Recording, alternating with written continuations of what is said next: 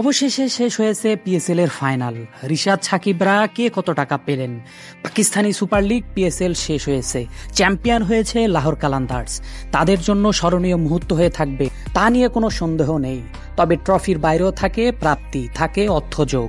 শুধু চ্যাম্পিয়ন নয়, ফাইনালে হারা রানার্স আপ দলও পায় ট্রফি এবং টাকা।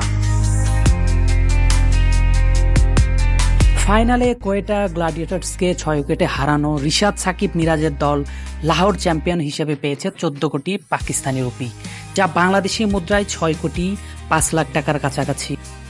রানার্স আপ হওয়া কোয়েটা গ্ল্যাডিয়েটর্স পেয়েছে 2 লাখ মার্কিন ডলার বা 5 কোটি 60 লাখ পাকিস্তানি রুপি।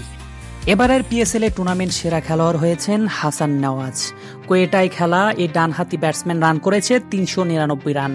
টুর্নামেন্ট সেরা হিসাবে পেয়েছেন 30 লাখ পাকিস্তানি রুপি।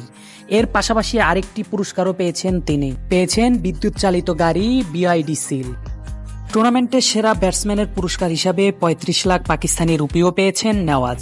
এছাড়া 35 লাখ রুপি করে অর্থ পুরস্কার পেয়েছেন শাহিন আফ্রিদি সেরা বোলার হিসাবে। এছাড়াও সেরা ফিল্ডারের পুরস্কারটি পেয়েছেন আব্দুল সামাদ। সিকান্দার রাজা সেরা অলরাউন্ডার পুরস্কার পেয়েছেন। মোহাম্মদ হারিস সেরা উইকেটকিপার এবং মোহাম্মদ নাইম সেরা উদীয়মান ক্রিকেটার হিসাবে পুরস্কার পেয়েছেন।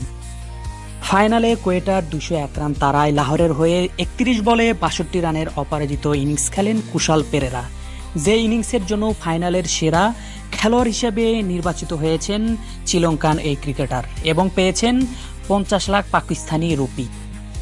সকল জল্পনা কল্পনা ছাপিয়ে দারুণভাবে শেষ হয়েছে পিএসএল। বাংলাদেশের তরুণ 3 ক্রিকেটারও খেলেছেন একই দলের হয়ে এবং হয়েছেন চ্যাম্পিয়নও। আরফিন জুয়েল, বাংলা স্পোর্টস।